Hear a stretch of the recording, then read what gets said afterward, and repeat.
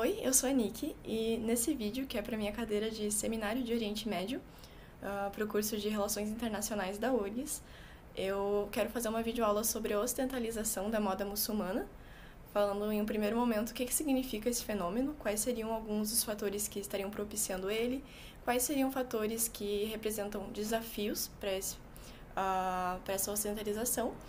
E no segundo ponto, então, entrar em questões mais específicas, como o caso da Turquia e do Irã, que foram os países que a gente estudou mais a fundo na aula até agora, e eu vou tentar falar um pouquinho também dos países do Golfo. Então, eu acho que eu vou sair dessa cadeira para depois tentar adicionar fotinhos do lado se eu conseguir. Vamos ver. Tá mais pra cá. Yeah. Ok. Então, e ajustar aqui. Questões mais gerais. O que significa a ocidentalização da moda muçulmana? Nesse vídeo aqui, eu vou estar tratando não de todo o mundo muçulmano, que é muito abrangente, mas sim focando numa região específica, que é a região que a gente chama de Oriente Médio. Então, mas o que significa essa ocidentalização? Ela se caracteriza pela influência nesses países muçulmanos de Oriente Médio, do modo como as pessoas se vestem no Ocidente, marcada também pela influência midiática, obviamente, que é muito forte, e também, então, pela entrada de marcas ocidentais nesses mercados.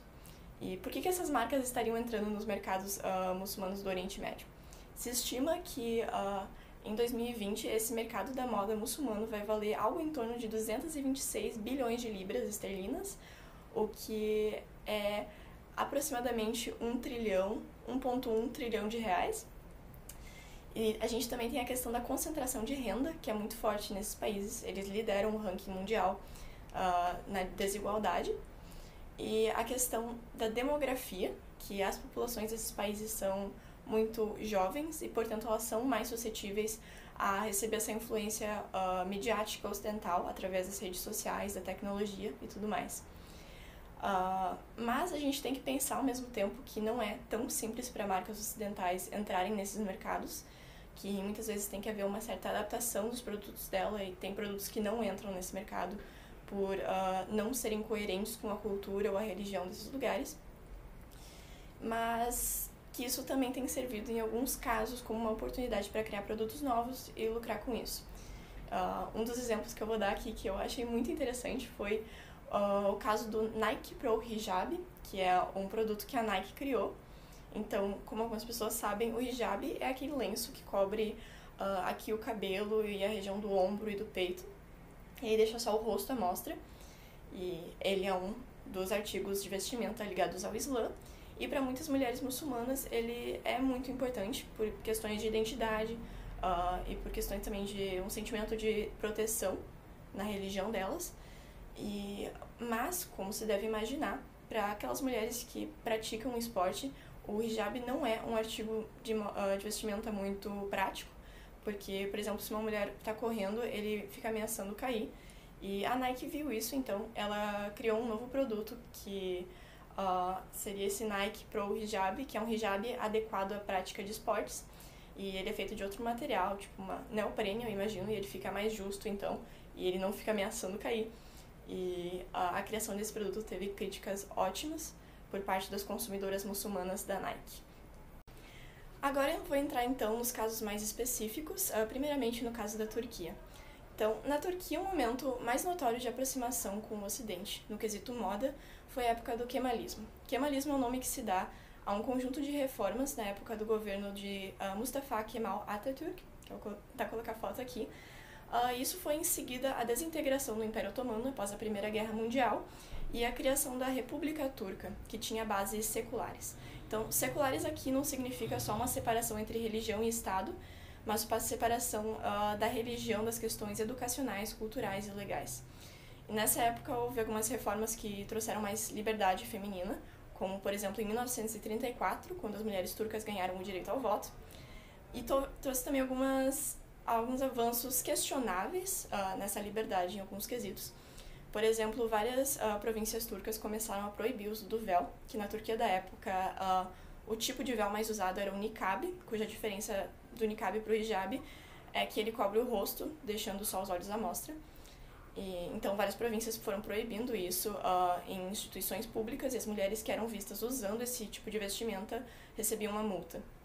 E eu digo questionável porque, apesar de várias coisas que eu li terem dito que na época não havia tantas mulheres assim que usavam esse véu, então não houve tanta resistência, eu imagino que para aquelas que usavam, isso pode ter sido um ato de tanta opressão quanto proibir o uso desse tipo de vestimenta por algumas mulheres. Então, é como se o Estado estivesse dizendo para elas que a crença delas era um atraso, era um retrocesso, e que elas deveriam tirar aquele lenço e serem mulheres livres, sendo que para algumas mulheres talvez não fosse assim que elas se sentissem.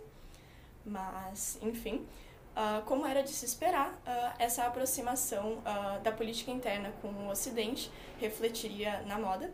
Então, eu vou colocar aqui algumas fotos da moda turca na época do Kemalismo. E a Turquia de hoje ela continua muito influenciada pelo Ocidente, como é evidenciado pelo fato de ter uma Vogue Turquia. Por exemplo, eu vou colocar as fotos de algumas edições da revista da Vogue. E uma dessas edições, inclusive, trouxe a Dua Lipa na capa, então há aí uma clara influência do Ocidente na Turquia. Apesar disso, tem se observado agora no governo do Erdogan, que é um governo mais tradicionalista islâmico, a ascensão de uma burguesia islâmica. Isso pode ser provado pelo alcance que uma revista recente, criada em 2012, tem alcançado. Tem conseguido.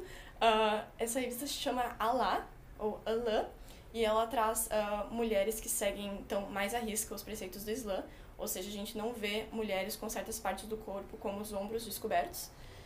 E isso mostra, então, talvez que essa nova classe burguesa islâmica venha a ir mudando a composição de um país que já teve uma elite secular no poder e que já chegou, inclusive, a proibir o uso desse tipo de vestimenta atrelada ao Islã. Então, isso era da Turquia. Agora eu vou falar um pouquinho do caso do Irã. Então, nesse país, um momento notório para a aproximação da moda com o Ocidente foi a época da dinastia Pahlavi, principalmente da década de 40 até a década de 70. E essa família era muito amiga dos Estados Unidos, tanto que em 1960 ela reconheceu Israel como um Estado legítimo, o que seria inimaginável para o Irã de hoje. E essa aproximação da política iraniana com o Ocidente foi claramente refletida na moda iraniana da época, como se pode ver em revistas desse período. E agora observem então o contraste entre essas imagens com essa imagem aqui. Houve uma clara ruptura em 1979 com a Revolução Iraniana, que colocou Ayatollah Khomeini, um membro de uma elite muito mais tradicionalista e conservadora islâmica, no poder. Então, o que se seguiu foram reformas no sentido de afastar totalmente o Irã daquela política ligada ao Ocidente que havia antes, e as mulheres passaram a ser obrigadas a usar véus e se cobrirem em público, e também foi incentivado o uso de alguns trajes mais tradicionais iranianos e islâmicos.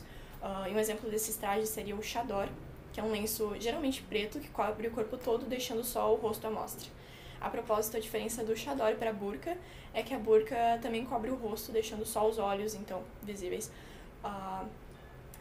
Eu coloquei... e esse traje, ele havia sido proibido durante o primeiro reinado da dinastia Pahlavi. Então, houve esse contraste. Eu vou colocar aqui embaixo 2 links de vídeos que eu achei interessantes, porque eles mostram essa ruptura da moda iraniana entre a década de 70 e a década de 80.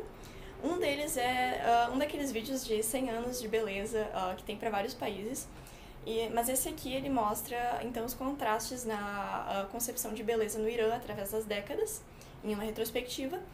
E o que eu acho muito interessante nele é a diferença da mulher iraniana da década de 70, que era igual às suas irmãs americanas nesse período, e a mulher iraniana da década de 80, que usa então o chador, não está usando maquiagem e tem uma aparência muito mais modesta. E o outro vídeo é um trecho de um filme chamado Persépolis, que é baseado numa história em quadrinhos de uma autora franco-iraniana. E então a história desse Persépolis é de uma menina chamada Marjane, que cresce na época da Revolução Industrial, Revolução Iraniana. E então ele mostra todas essas transformações das vestimentas e tal. E uma coisa que eu acho importante destacar, muito interessante destacar nele, é a postura da mãe dessa menina e da avó dessa menina quanto ao fato de ela ter que usar véu na escola.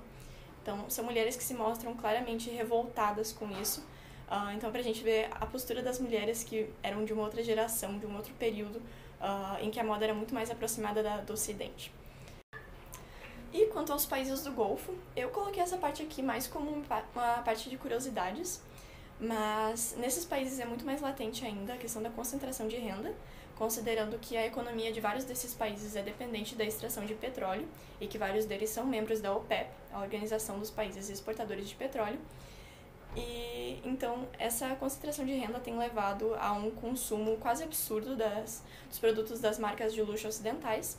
Isso é evidenciado, por exemplo, pelo fato de a família real do Catar ter comprado a casa de moda italiana Valentino por apenas 3,5 bilhões de reais, ou pela presença muito grande de consumidores desses países nas lojas mais caras do mundo, como a Harrods, que é uma loja de departamento lá em Londres, na Inglaterra, e que, a propósito, também tem donos do Catar.